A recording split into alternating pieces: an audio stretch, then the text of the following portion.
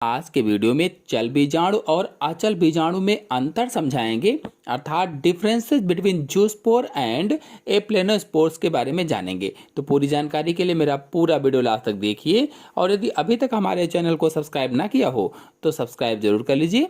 चलिए सबसे पहले अंतर को देखते हैं। तो चल बीजाणु एक तरफ मैंने लिखा है, दूसरी तरफ अचल बीजाणु लिखा हुआ है।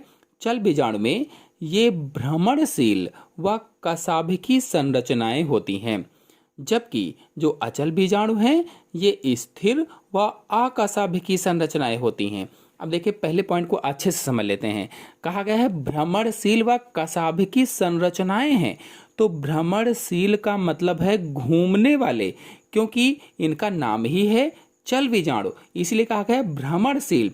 यानी जब ये बीजाणुधानी या स्पोरेंजियम से बाहर निकलते हैं तो कुछ समय पानी में तैरते रहते हैं, इसीलिए भ्रमणशील बोला गया है। और कशाभिकी का मतलब है इनमें कशाभ अथवा फ्लैजिला होता है या पाया जाता है। जबकि जो अचल बीजाणु है इसमें कहा गया है कि ये स्थिर व अकशाभिकी होते हैं।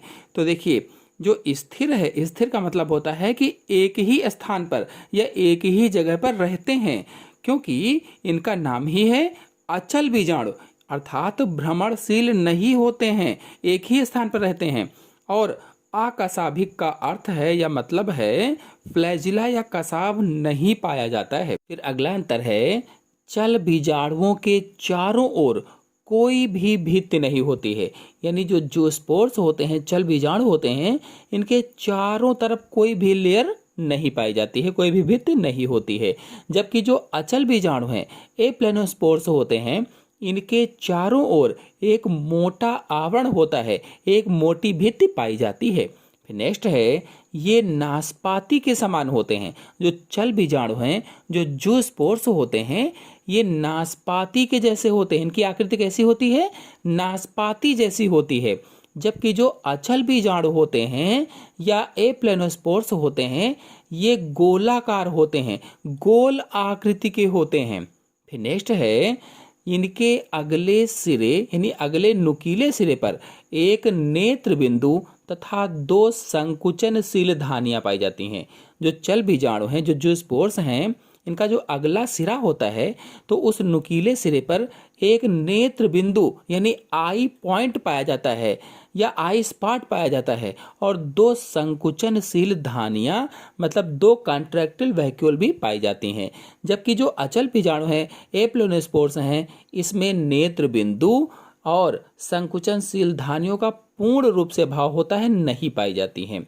फिर अगला अंतर है, भ्रमणशील होने के कारण चल बीजाणु तैरकर दूसरे स्थानों पर जाने में समर्थ होते हैं। जो चल बीजाणु हैं, चूंकि ये भ्रमणशील होते हैं, इसलिए क्या कहा गया है कि दूसरे स्थानों पर जाने में समर्थ होते हैं। मतलब जब ये बीजाणुधानी से स्वतंत्र होते हैं तो बीजाणुधानी से स्वतंत्र होने के बाद कुछ समय तक पानी में तैरते रहते हैं, और पानी में तैरने के बाद में ये आधार से चिपक जाते हैं, और इसके बाद कशाभ इनके जो होते हैं वो लुप्त हो जाते हैं, और लुप्त होने के साथ ही साथ प्रत्येक चल बीजाणु एक नया तंतु बनाता है। जबकि जो अचल बीजाणु होते हैं, ये स्थिर होने के कारण ये एक ही स्थान पर पड़े रहते हैं। क्योंकि स्थिर होते हैं, चल नहीं होते हैं, अचल होते हैं, इसलिए एक ही स्थान पर पड़े रहते हैं और वहीं पर अंकुरण करते हैं। मतलब ये हुआ कि ये बीजाणु अचल होते हैं तो प्रतिकूल परिस्थितियों में विश्राम करते रहते हैं, और जब अनुकूल परिस्थितियां आती हैं तो प्रत्येक एप्लेनोस्पोर अंकुरण करके नए पौधे को जन्म देता है। अब अगर पूछा जाए कि चल बीजाणु किनमें बनते हैं, तो क्लेमाइडोमोनास है, ऊडोगोनियम है, वाउचेरिया है, इनमें चल बीजाणु या जूस्पोर्स का निर्माण होता है।